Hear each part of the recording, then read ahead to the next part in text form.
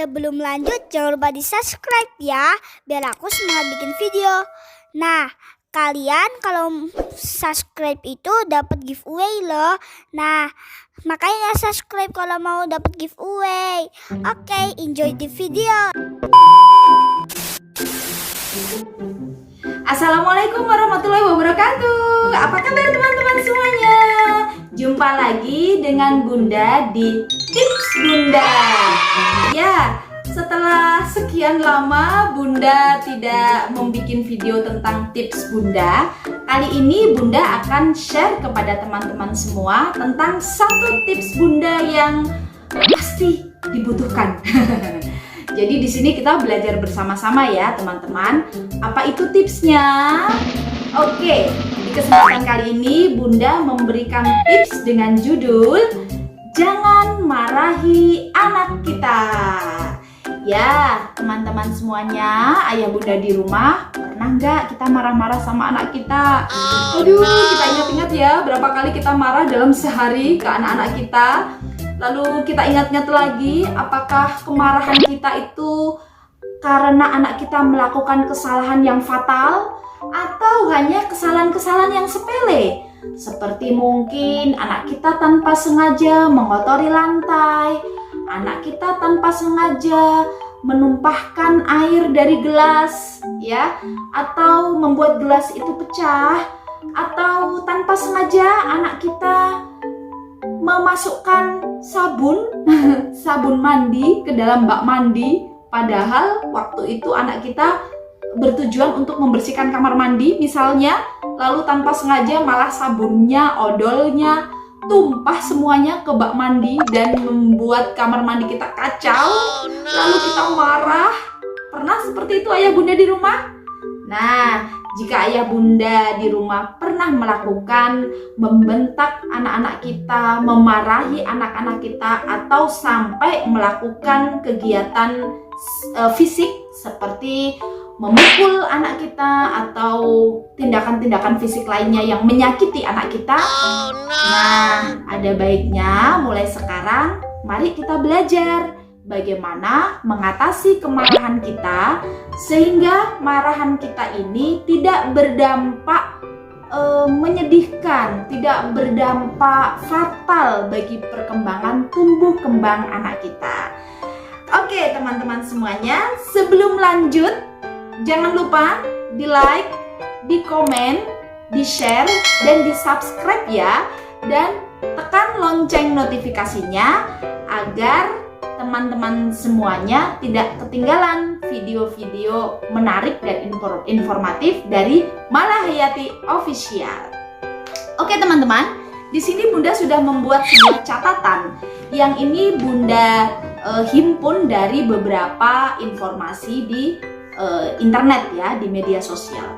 Jadi dampak apa aja sih dampak memarahi anak? Nah, ini Bunda dapatkan di kompas.com. Dampak memarahi anak kita, terutama anak-anak kita yang dalam masa perkembangan ya, di mana sel otaknya ini sedang tumbuh-tumbuhnya ayah bunda di rumah. Jadi anak kita ini sedang merangkai kecerdasannya, sedang merangkai proses mentalnya untuk menjadi manusia dewasa yang lebih baik. Nah, apa aja dampaknya? Nah, ini dari kompas.com ada 11 dampak yang dirasakan anak kita pada saat kita sering memarahinya dengan tanpa sebab. Yang pertama adalah kerusakan sel otak. Ya, jadi ternyata suara kita yang kasar, yang keras, membentak, menghardik, apalagi juga ditambah dengan gerakan tangan, tindakan seperti mungkin memukul atau mencubit, ternyata itu bisa menyebabkan kerusakan pada otak anak kita. Nah, jadi perkembangan otak anak kita itu akan terhambat. Nah, kalau perkembangan otak itu terhambat, apa yang terjadi?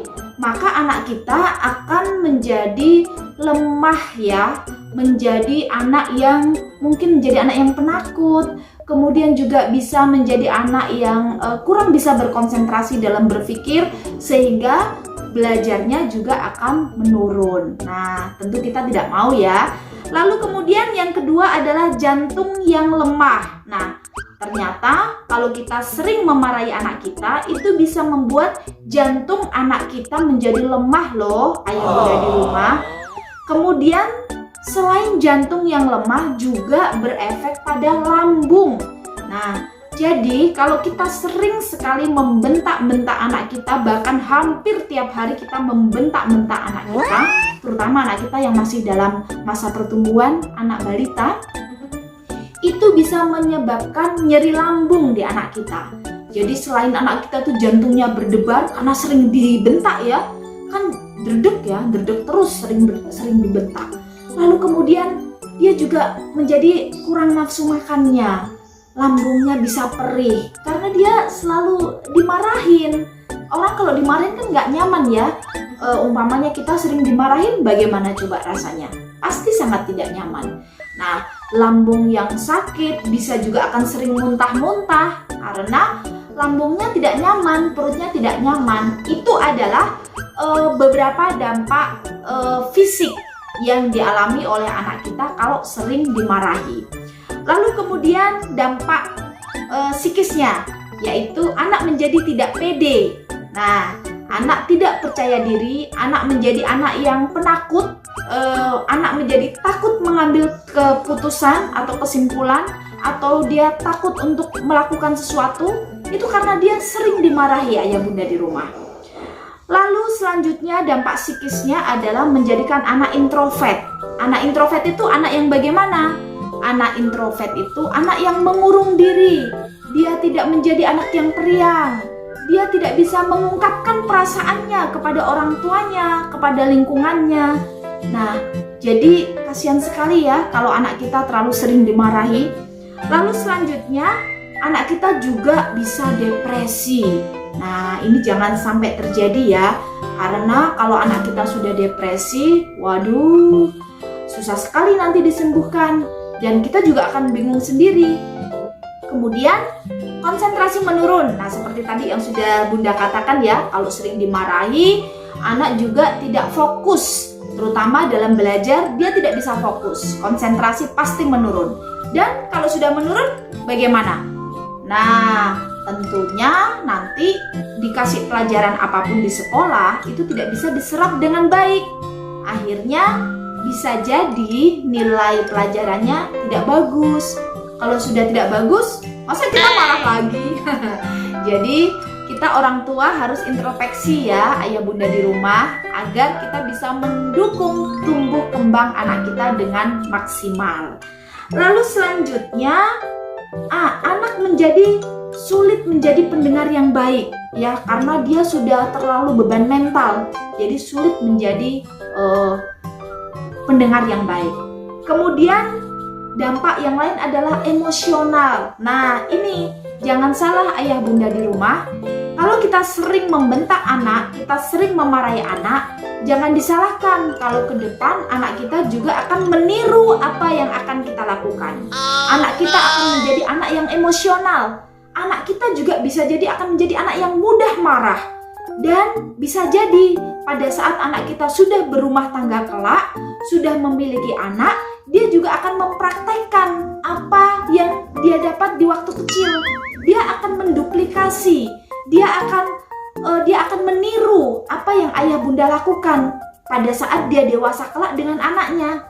Nah, ngeri sekali ya. Masa kita menciptakan generasi penerus yang suka marah? Tentunya jangan ya.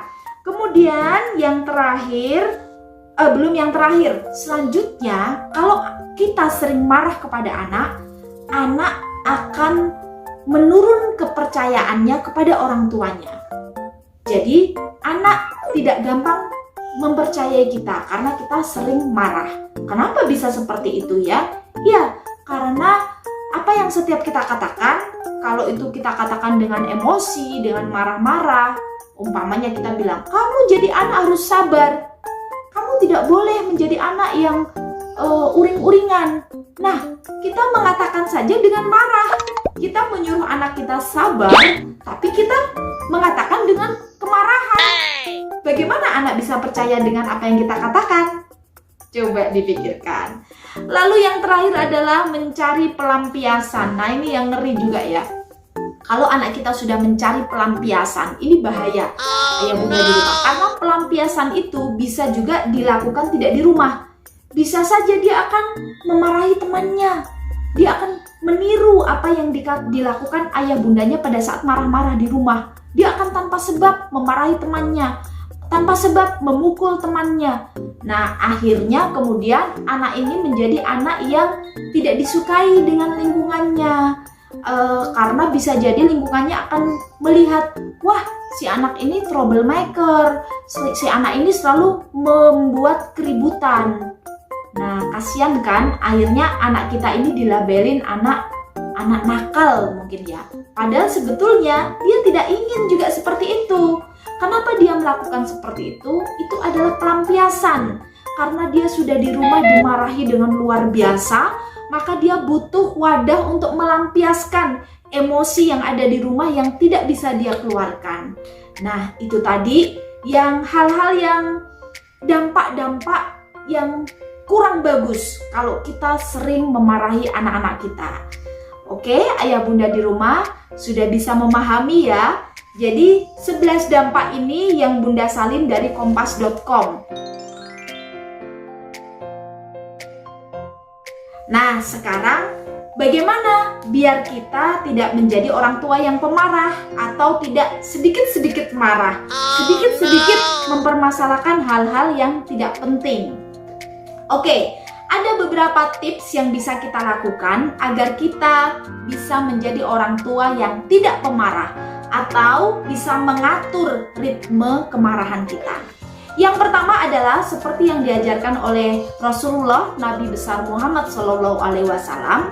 Jika kamu marah, maka diamlah dan tarik nafas perlahan, tarik nafas 3 kali senyamannya, sehingga emosi yang meluap dari dalam diri kita itu bisa ternetralisir.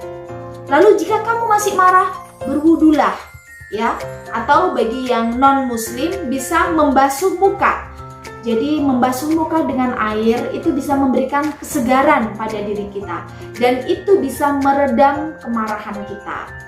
Lalu kalau di agama Islam bisa kita melanjutkan dengan sholat sunnah. Dengan sholat sunnah agar ternetralisir kemarahan kita. Bagi ayah bunda di rumah selain non muslim, saat kita sedang di puncak kemarahan, selain tadi menarik nafas sedalam-dalamnya 3 kali, lalu membasuh muka, lalu bisa jadi mending kita pergi deh, kita menjauh dari anak kita menenangkan diri dulu, kita menyendiri dulu agar kita bisa mengontrol emosi kita. Itu tips yang pertama yang bisa kita lakukan. Lalu tips yang kedua adalah positive thinking ya. Jadi kita harus berpikiran positif ayah bunda di rumah. Jangan selalu kita turutin emosi kita. Kita lihat dulu kenapa anak kita berbuat salah. Apa ini? Apakah kesalahannya fatal atau kesalahannya tidak sengaja dia lakukan? Jadi kita harus positive thinking ke anak kita. Oh, anakku memecahkan gelas. Kenapa dia memecahkan gelas?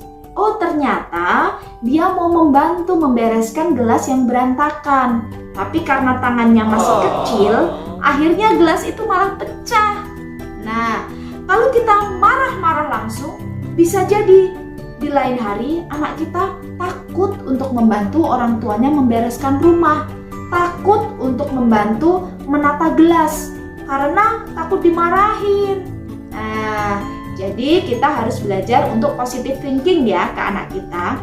Lalu selanjutnya lakukan kegiatan rekreatif ya. Jadi bikin feel happy untuk ayah bunda di rumah.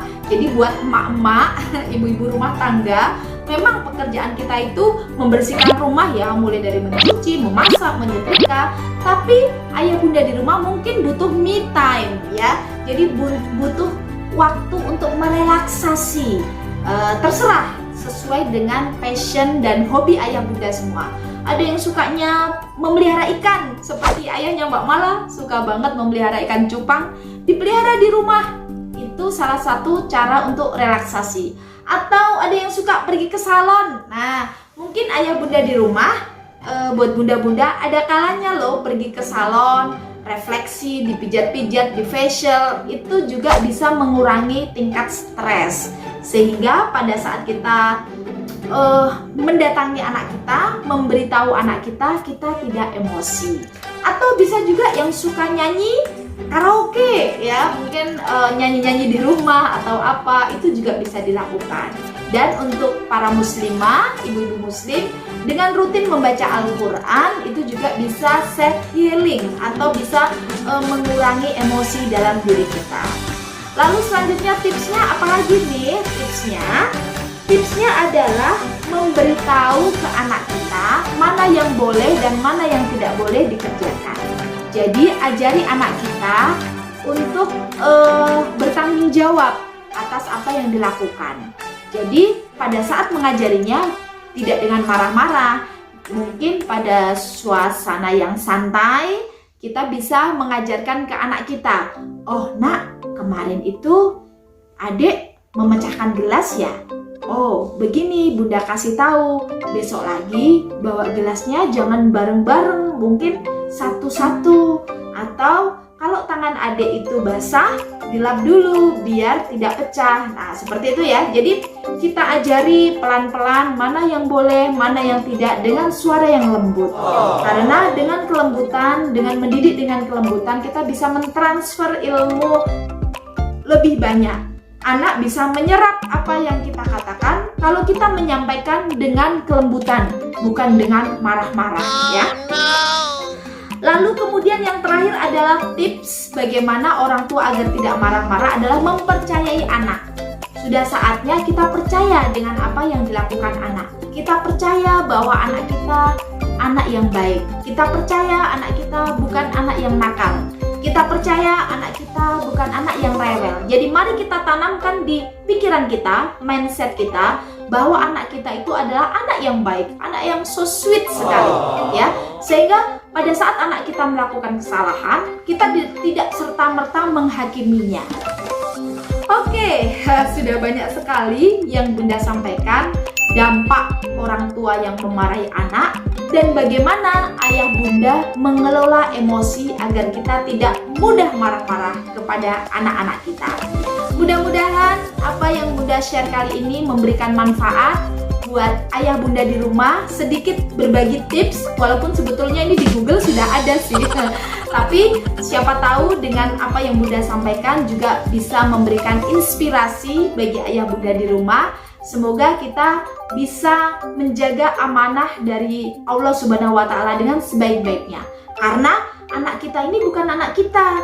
Kita ini hanya diberikan titipan. Maka pada saat kita diberikan titipan oleh Sang Maha Pencipta, kita harus bisa merawat, menjaga titipan ini dengan sebaik-baiknya. Ya, seperti harta yang dititipkan Tuhan kepada kita, bapak-bapak. Ayah bunda di rumah punya mobil, punya rumah. Bagaimana mobil itu selalu dipanasi setiap hari, mobil itu dilap, dicuci. Rumah itu kalau kotor disapu, rumah itu kalau berdebu dilap, rumah itu kalau sudah kelihatan usang dicat, ya, biar rumahnya menjadi cantik. Nah, demikian juga dengan anak kita. Anak kita ini harus kita rawat, kita jaga dengan sepenuh hati, karena anak ini adalah titipan dari Tuhan yang nanti kita akan dimintai pertanggungjawabannya. Didik anak kita dengan kasih sayang, semoga anak kita bisa menjadi anak yang manfaat, menjadi generasi penerus bangsa yang berkualitas. Didik dengan kelembutan, jangan asal marah ya. Mari kita berusaha menjadi orang tua yang lebih baik lagi dari hari ke hari. Terima kasih, mudah-mudahan sharing bunda kali ini bermanfaat. Mohon maaf atas segala kesalahan. Jangan lupa terus dukung Malahayati Official untuk upload video-video yang bermanfaat. Terima kasih, share ke sebanyak-banyaknya jika video ini ada gunanya ya. Syukran bila goyah, hamdan bila nihayah. Assalamualaikum warahmatullahi wabarakatuh. Bye bye teman-teman, see you later.